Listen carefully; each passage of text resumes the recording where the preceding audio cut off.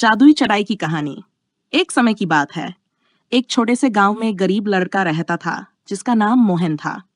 मोहन के पास बहुत कम संपत्ति थी, लेकिन उसका दिल बहुत बड़ा था। वह हर किसी की मदद करने के लिए तैयार रहता, चाहे उसके पास खुद के लिए कुछ भी न हो। उसकी माँ भी बहुत नेक दिल थी, लेकिन वे दोनों बहुत कठिनाइयों में जीते थे। मोहन का सपना था कि वह कभी अपनी माँ के लिए कोई बड़ा सुख शांति ले आए, ताकि वह भी चैन से जी सके। एक दिन मोहन अपने खेतों में काम कर रहा था जब उसे एक अजीब सी चीज मिली। वह एक पुरानी चटाई थी जो किसी पुराने समय से पड़ी हुई थी। चटाई बिल्कुल साधारण सी दिख रही थी, लेकिन मोहन की आंखों में उसकी एक अजीब सी चमक थी। उसने चटाई को घर ले जाकर उसे साफ किया और एक कोने में रख दिया। वह उस चटाई को वैसे ही छोड़कर अपनी माँ के पास चला गया। लेकिन रात को जब मोहन सो रहा था, चटाई अचानक से हिलने लगी।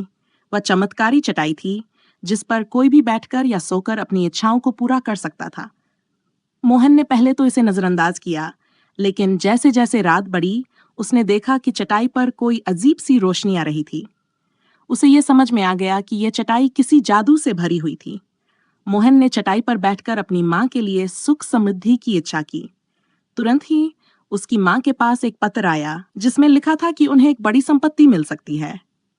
मोहन ने खुद को यकीन दिलाया कि यह केवल एक संयोग था, लेकिन अगले दिन कुछ असाधारण हुआ। मोहन की मां को एक पुराने रिश्तेदार से मिलने का अवसर मिला, जो अचानक से उसे बहुत सारी जमीन और धन दे गए। मोहन की खुशी का ठिकाना नहीं था, लेकिन उसने महसूस किया कि यह सब चटाई की वजह से हो रहा था।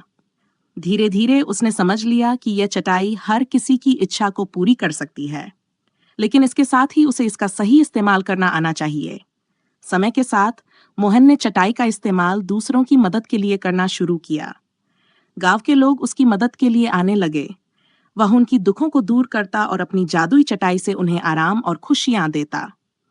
चटाई के जादू से गांव में समृद्धि फैलने लगी और मोहन का नाम हर जगह फैलने लगा। लोग उसे भगवान का आशीर्वाद मानने लगे थे।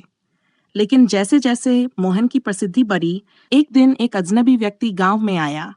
वह व्यक्ति बहुत चालाक और घमंडी था।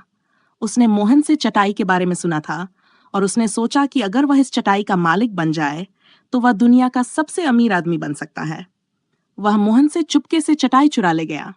मोहन को यह पता चला कि चटाई गायब है, तो वह बहुत परेशान हुआ। उसने चटाई को खोजने का निश्चय किया और पूरे गांव में उसकी तलाश शुरू की। बहुत दिन तक मेहनत करने के बाद वह उस अजनबी व्यक्ति के पास पहुंचा जिसने चटाई छुपा रखी थी। मोहन ने उसे चटाई वापस मांगी, लेकिन उस व्यक्ति ने उसे देने से मना कर दिया।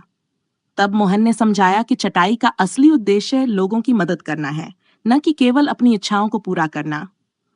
उसने उस व्यक्ति को यह महसूस कराया कि सच्ची खुशी दूसरों की मदद में है, न कि खुद को ही खुश करने में। उस अजनबी ने मोहन की बात मानी और चटाई वापस कर दी। मोहन ने फिर से चटाई का उपयोग गांव के भले के लिए किया, लेकिन इस बार उसने ये समझ लिया था कि इस जादुई चटाई का उपयोग केवल दूसरों के भले के लिए करना चाहिए, न कि अपनी लालच या अहंकार को पूरा करने के लिए।